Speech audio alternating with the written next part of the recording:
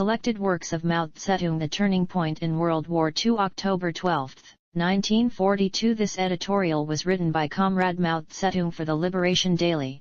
The Battle of Stalingrad has been compared by the British and American press to the Battle of Verdun, and the Red Verdun is now famous all over the world. This comparison is not altogether appropriate. The Battle of Stalingrad is different in nature from the Battle of Verdun in World War I. But they have this in common now, as then. Many people are misled by the German offensive into thinking that Germany can still win the war. In 1916 the German forces launched several attacks on the French fortress of Verdun, 2 years before World War I ended in the winter of 1918. The commander-in-chief at Verdun was the German Crown Prince, and the forces thrown into the battle were the cream of the German army. The battle was of decisive significance. After the ferocious German assaults failed, the entire German, Austrian, Turkish, Bulgarian bloc had no future, and from then on its difficulties mounted. It was deserted by its followers, it disintegrated, and finally collapsed. But at the time, the Anglo-American French bloc did not grasp this situation, believing that the German army was still very powerful, and they were unaware of their own approaching victory. Historically, all reactionary forces on the verge of extinction invariably conduct a last desperate struggle against the revolutionary forces, and some revolutionaries are apt to be deluded for a time by this phenomenon of outward strength but inner weakness, failing to grasp the essential fact that the enemy is nearing extinction while they themselves are approaching victory. The rise of the forces of fascism and the war of aggression they have been conducting for some years are precisely the expression of such a last desperate struggle, and in this present war the attack on Stalingrad is the expression of the last desperate struggle of fascism itself. At this turning point in history, too, many people in the World Anti-Fascist Front have been deluded by the ferocious appearance of fascism and have failed to discern its essence.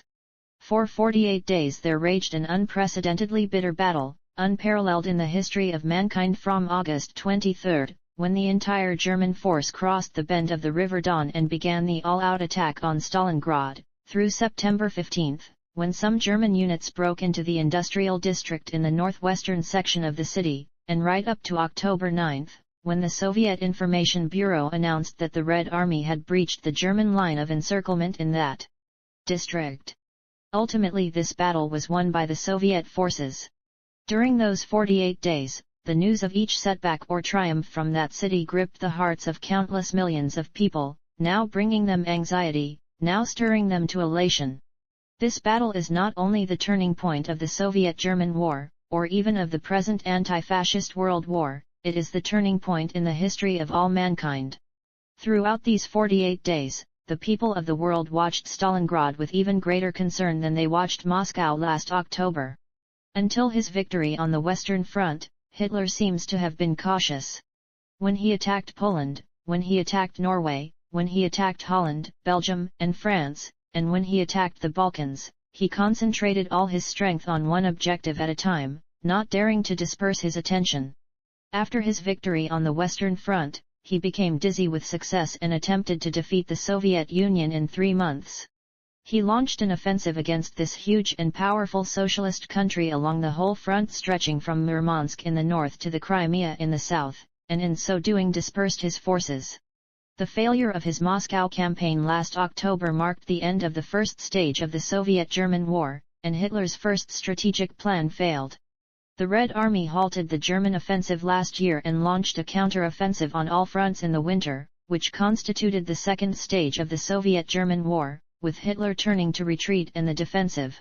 In this period, after dismissing Brauchitsk, his commander-in-chief, and taking over the command himself, he decided to abandon the plan for an all-out offensive, combed Europe for all available forces and prepared a final offensive which, though limited to the southern front, would, he imagined, strike at the vitals of the Soviet Union.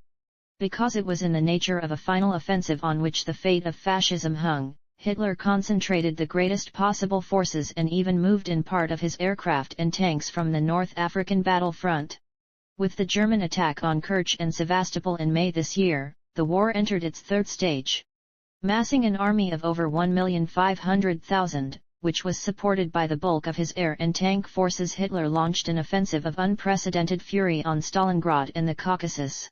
He endeavored to capture these two objectives at great speed for the twofold purpose of cutting the Volga and seizing Baku, intending subsequently to drive against Moscow to the north and break through to the Persian Gulf in the south. At the same time he directed the Japanese fascists to mass their troops in Manchuria in preparation for an attack on Siberia after the fall of Stalingrad.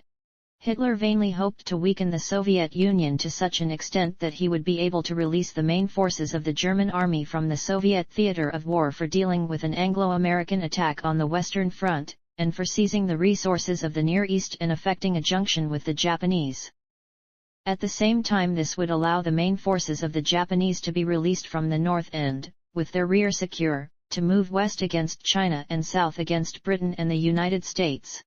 That was how Hitler reckoned on winning victory for the fascist camp. But how did things turn out in this stage? Hitler came up against the Soviet tactics which sealed his fate.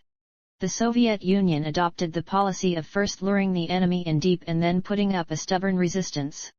In 5 months of fighting the German army has failed either to penetrate to the Caucasian oil fields or to seize Stalingrad, so that Hitler has been forced to halt his troops before high mountains and outside an impregnable city, unable to advance and unable to retreat, suffering immense losses and getting into an impasse.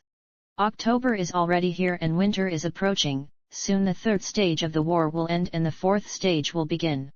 Not one of Hitler's strategic plans of attack against the Soviet Union has succeeded. In this period, bearing in mind his failure in the summer of last year when his forces were divided, Hitler concentrated his strength on the southern front. But as he still wanted to achieve the twofold purpose of cutting the Volga in the east and seizing the Caucasus in the south at a single stroke, he again divided his forces. He did not recognize that his strength did not match his ambitions, and he is now doomed when the carrying pole is not secured at both ends, the loads slip off. As for the Soviet Union, the more she fights the stronger she grows. Stalin's brilliant strategic direction has completely gained the initiative and is everywhere drawing Hitler towards destruction. The fourth stage of the war, beginning this winter, will mark the approach of Hitler's doom. Comparing Hitler's position in the first and third stages of the war, we can see that he is on the threshold of final defeat. Both at Stalingrad and in the Caucasus the Red Army has now in fact stopped the German offensive. Hitler is now nearing exhaustion, having failed in his attacks on Stalingrad and the Caucasus. The forces which he managed to assemble throughout the winter, from last December to May of this year, have already been used up. In less than a month winter will set in on the Soviet-German front, and Hitler will have to turn hastily to the defensive.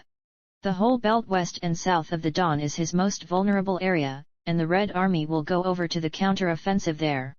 This winter, goaded on by the fear of his impending doom, Hitler will once again reorganize his forces. To meet the dangers on both the eastern and western fronts, he may perhaps be able to scrape together the remnants of his forces, equip them and form them into a few new divisions and, in addition, he will turn for help to his three fascist partners, Italy, Romania, and Hungary, and extort some more cannon fodder from them. However, he will have to face the enormous losses of a winter campaign in the east and be ready to deal with the second front in the west, while Italy, Romania, and Hungary, becoming pessimistic as they see that it is all up with Hitler, will increasingly fall away from him. In short, after October 9 there is only one road open to Hitler, the road to extinction. The Red Army's defense of Stalingrad in these 48 days has a certain similarity to the defense of Moscow last year. That is to say, Hitler's plan for this year has been foiled just as was his plan for last year. The difference, however, is that, although the Soviet people followed up their defense of Moscow with a winter counter-offensive, they had yet to face the summer offensive of the German army this year, partly because Germany and her European accomplices still had some fight left in them and partly because Britain and the United States delayed the opening of the second front. But now, following the battle for the defense of Stalingrad, the situation will be totally different from that of last year. On the one hand, the Soviet Union will launch a second winter counter-offensive on a vast scale. Britain and the United States will no longer be able to delay the opening of the second front, though the exact date cannot yet be foretold, and the people of Europe will be ready to rise up in response. On the other hand, Germany and her European accomplices no longer have the strength to mount large-scale offensives, and Hitler will have no alternative but to change his whole line of policy to the strategic defensive. Once Hitler is compelled to go over to the strategic defensive, the fate of fascism is as good as sealed. From its birth, a fascist state like Hitler's builds its political and military life on taking the offensive, and once its offensive stops, its very life stops too. The Battle of Stalingrad will stop the offensive of fascism and is therefore a decisive battle. It is decisive for the whole World War. There are three powerful foes confronting Hitler: the Soviet Union, Britain, and the United States, and the people in the German-occupied territories. On the Eastern Front stands the Red Army, firm as a rock, whose counter-offensives will continue through the whole of the Second Winter and beyond. It is this force which will decide the outcome of the whole war and the destiny of mankind. On the Western Front, even if Britain and the United States continue their policy of looking on and stalling, the Second Front will eventually be opened, when the time comes to bellabore the slain tiger. Then there is the internal front against Hitler, the great uprising of the people which is brewing in Germany, in France, and in other parts of Europe. They will respond with a third front the moment the Soviet Union launches an all-out counter-offensive and the guns roar on the Second Front. Thus, an attack from three fronts will converge on Hitler. Such is the great historical process that will follow the Battle of Stalingrad. Napoleon's political life ended at Waterloo, but the decisive turning point was his defeat at Moscow. Hitler today is treading Napoleon's road, and it is the Battle of Stalingrad that has sealed his doom. These developments will have a direct impact on the Far East. The coming year will not be propitious for Japanese fascism either. As time goes on, its headaches will grow, until it descends into its grave. All those who take a pessimistic view of the world situation should change their point of view. Transcription by the Maoist Documentation Project. HTML revised 2004 by Marxists.org. Selected works of Mao Zedong.